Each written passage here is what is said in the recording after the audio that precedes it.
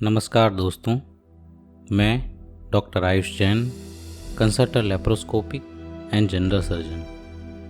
पिछले अंक में हमने देखा, विभीषण ने कहा, भातृवर अब भी समझें, शासक ही न्याय नीति और सदाचार का निर्वाह नहीं करेगा तो कौन करेगा। पर रावण ने कहा, अरे कायर भ्रष्टमती, तू अब भी मुझे डराता है। मैंने तो प्रेम से तुझे समझाया और भाई हत्या के पाप से बचने के लिए तुझे 2 शब्द कहे, किंतु तू अभी भी अपनी कुबुद्धि नहीं छोड़ता, तो भुगत अपनी करनी का फल। रावण ने धनुष चढ़ाकर टंकार किया। विभीषण भी धनुष पर टंकार करके युद्ध करने को तत्पर हुआ। दोनों भाई विविध प्रकार के शस्त्रास्त्र से युद्ध करने लगे। इस युद्ध में इंद्रजीत और कुंभकर्ण आदि राक्षस रावण के पक्ष में युद्ध करने को आए। कुंभकर्ण का सामना राम ने और इंद्रजीत का सामना लक्ष्मण ने किया। युद्ध उग्र से उग्रतम हो गया और नरसंहार का भयंकरतम दौर चलने लगा। लक्ष्मण जी ने इंद्रजीत के ऊपर नागपाश फेंका।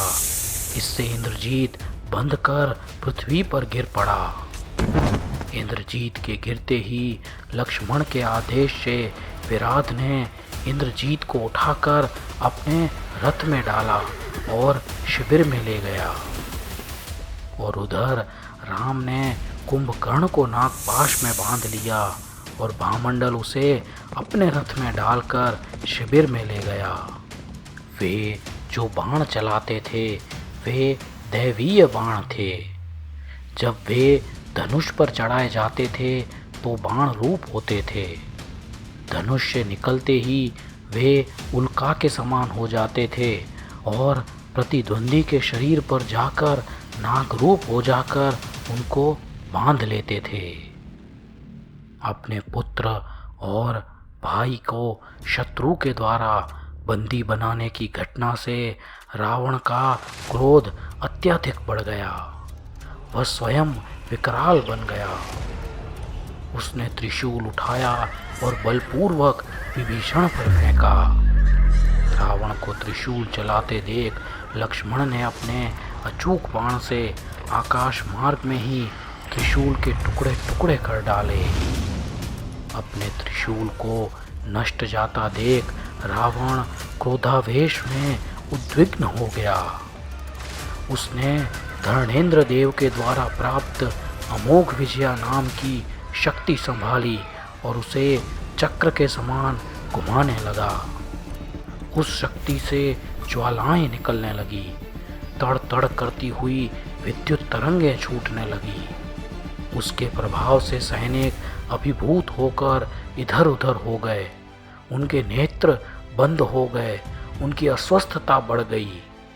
यह स्थिति देखकर राम ने लक्ष्मण से कहा, भाई, रावण जिस शक्ति का प्रहार करने वाला है उससे यदि अपना विभीषण मारा गया तो यह हमारे लिए कलंक की बात होगी।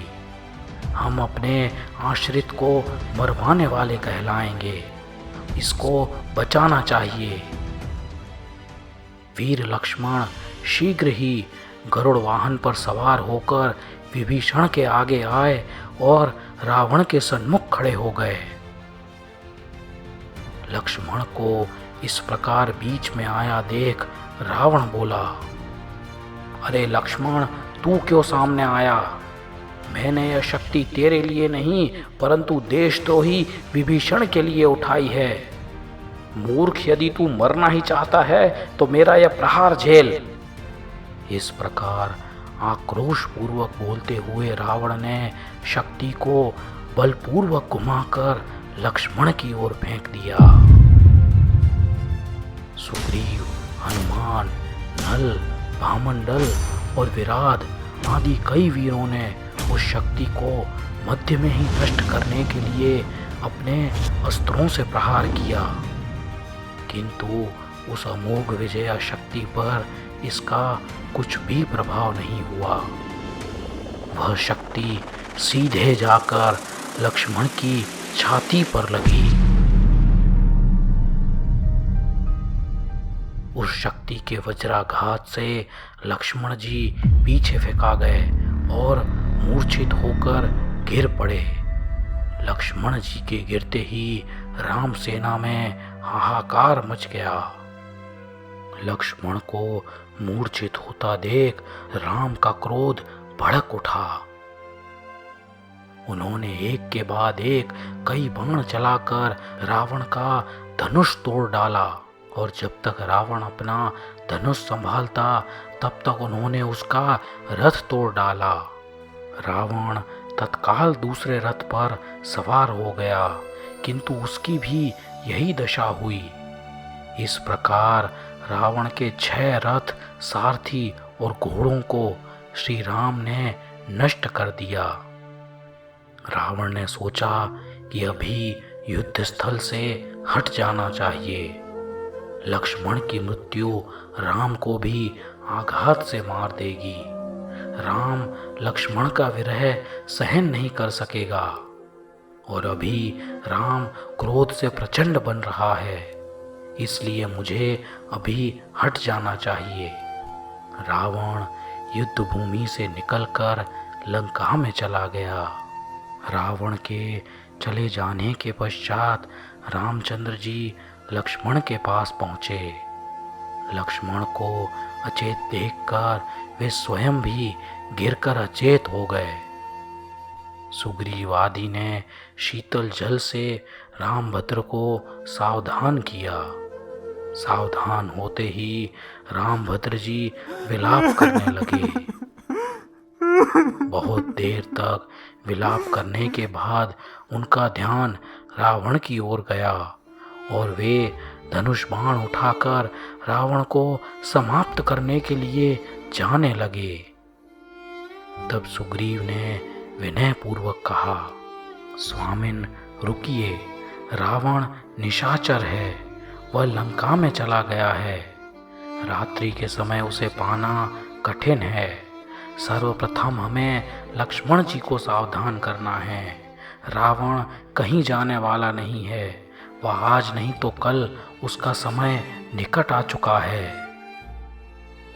राम विषाद में डूब गए। उन्होंने लक्ष्मण जी को स्पर्श करने की चेष्टा की तो बुद्धिमान मंत्री जाम्बुनद ने मना कर दिया। वह बोला, हे देव, दिव्यास्त्र से मूर्छित हुए लक्ष्मण को आप स्पर्श ना करें, इससे स्थिति बिगड़ सकती है। यह दिव्यास्त्रों का ऐसा ही स्वरूप होता है। क्षुद्र मनुष्यों की भांति विलाप करना आपको शोभा नहीं देता राम।